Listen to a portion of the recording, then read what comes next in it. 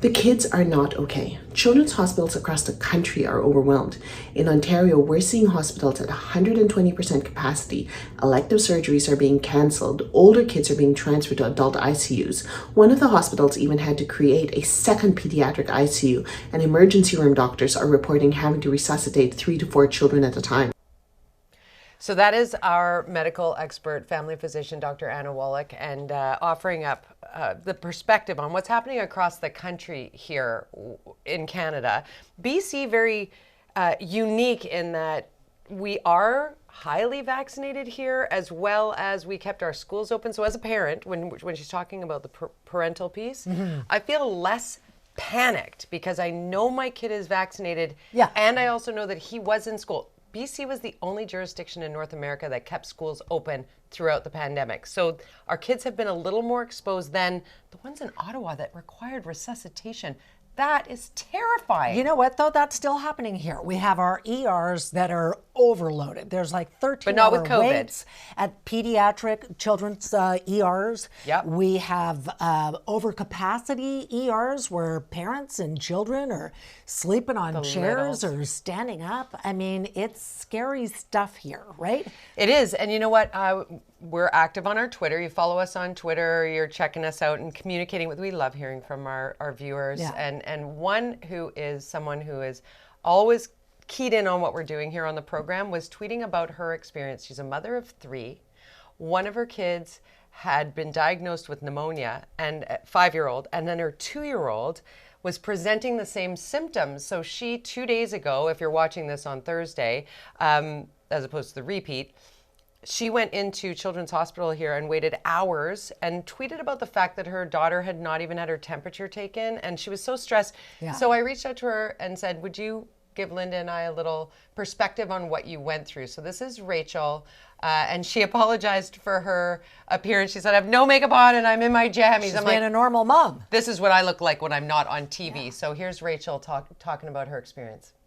So we went in the middle of the night to BC Children's, where there was a lineup out the door just to register for triage. Therefore, we went to Burnaby Hospital, where we were registered immediately at triage, but ended up waiting over 6 hours, and no one even came in to say a thing to us. We don't expect to be treated any differently than anyone else. It would have been nice to have some communication. Listen, it's going to be a few hours. Here's some apple juice for your daughter. Listen, it's going to be 6 hours more. Just letting you know, here's some water for you too. There's definitely a problem in our system. I've always defended the Canadian medical system, said how wonderful it is. This is the first time that I'm looking at it, and I'm afraid. It's not okay for parents and kids when they're sick and they just want someone to take the temperature, say it's going to be a little while. But it's also, can we just say, for all the people working in healthcare who were so stressed out so Linda. Overloaded and working extra shifts. And it is like, a cascading kind of situation where there's impacts all the way around. There really is. And Rachel actually followed up her initial tweet.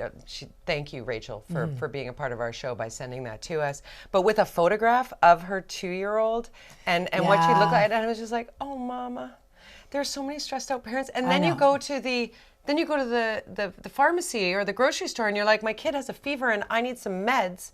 And we're going to get into that in just 1 second. But before we do, we talked off the top of the show about the masks, the importance of masks, protecting yourself, keeping your kid or yourself home when you're sick, not something that everybody can do when they're trying to hold everything together in this terrible time. It's such a stressful time. But there was a provincial health briefing on Wednesday, and we watched it, and there was this one clip about masking that was really specific, and I think it's really important that we share it. Here's Dr. Bonnie Henry being asked by Vaughn Palmer, actually, from the Province and Sun newspaper. Vaughn Palmer said, what about a mask mandate? Here's what Dr. Henry had to say.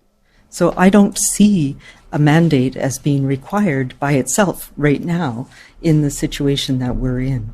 We all need to learn about that tool and where it is best used, because this is going to happen every year. We're going to have respiratory season next year, and masks are one of the tools that are important, that work, that help in the situations where we use them most. So if we're not feeling well, if we're going into a crowded situation with poor ventilation, where people we don't know, those are when we need to wear masks.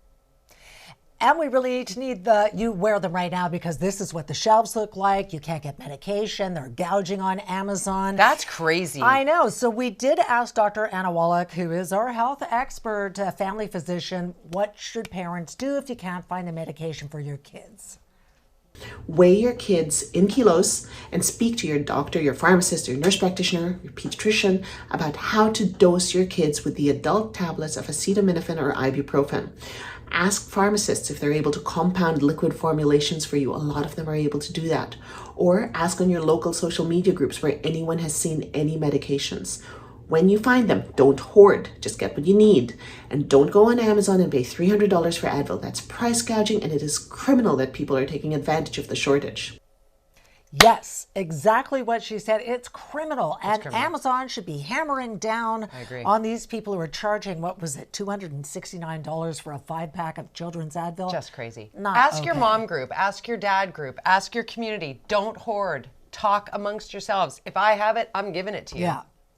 A lot of people driving across the border, and we're lucky enough to be able to do it. There will be supply, though, apparently. Dr. Anna Wallach. Oh, yes. Supply coming, according to the health minister, next week in BC. Thank goodness. I want to talk some shoes?